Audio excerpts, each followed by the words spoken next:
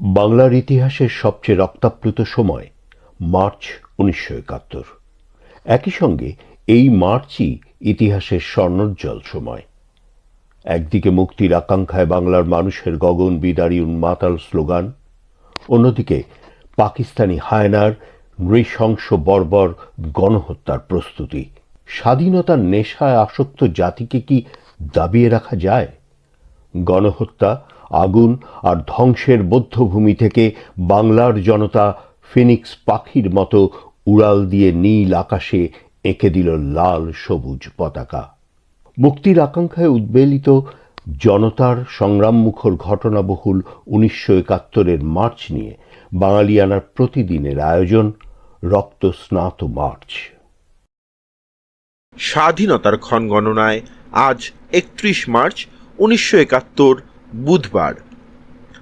পাকিস্তানি হানাদার বাহিনীর নৃশংসতা ও নির্যাতন থেকে বাঁচতে লক্ষাধিক শরণার্থী বিভিন্ন পথে সীমান্ত পেরিয়ে ভারতে প্রবেশ করে।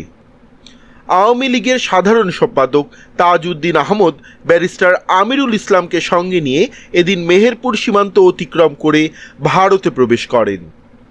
সীমান্তের ওপারে ভারতীয় সীমান্তরক্ষী বাহিনীর মহাপরিদর্শক গোলক মজুমদার তাজউদ্দিন আহমদ ও ব্যারিস্টার আমিরুল ইসলামকে গার্ড অব অনার দিয়ে স্বাধীন রাষ্ট্রের প্রতিনিধির মর্যাদায় গ্রহণ করে।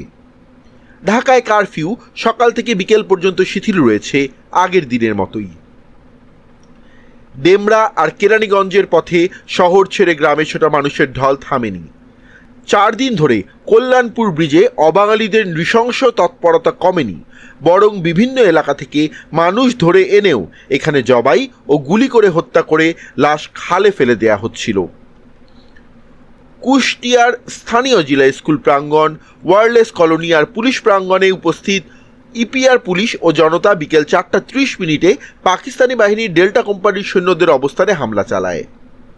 জয় বাংলা ধ্বনিতে উদ্বেল জনতার সমুদ্র আর অব্যাহত গুলিবর্ষণ ডেল্টা কোম্পানির প্রতিরোধ অল্প সময়েই ভেঙে দেয়। সকাল ৭টায় হালি শহরের কাঁচা সড়ক জংশনে পাকিস্তান সেনাবাহিনীর একটি ব্রিগেড আর্টিলারি ট্যাঙ্ক সহ ইপিআর ব্যুহ ভেদ করে হালি শহরের দিকে অগ্রসর হয়। এ সংঘর্ষে পাকিস্তান বাহিনীর গুলিতে বেশ কিছু ইপিআর সদস্য শহীদ হন। বেলা ২টো নাগাদ চট্টগ্রাম ইপিআর সদর দপ্তর হালি শহরের পতন ঘটে। বিমান হামলার পর এদিন স্বাধীন বাংলা বেতারের কর্মীরা কালুরঘাট ট্রান্সমিটার ভবনের ১ কিলোওয়াট মোবাইল ট্রান্সমিটারটি তুলে ট্রাকে করে কালুরঘাট ত্যাগ করেন।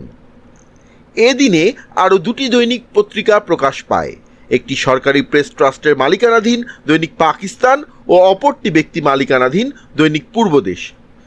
প্রতিটি পত্রিকা প্রকাশিত ৪ পৃষ্ঠার কাগজে কেবলই পাকিস্তান সরকার, প্রেসিডেন্ট ইয়াহিয়া ভুট্টো আর সেনাবাহিনীর স্তুতি সংবাদ প্রকাশ করে।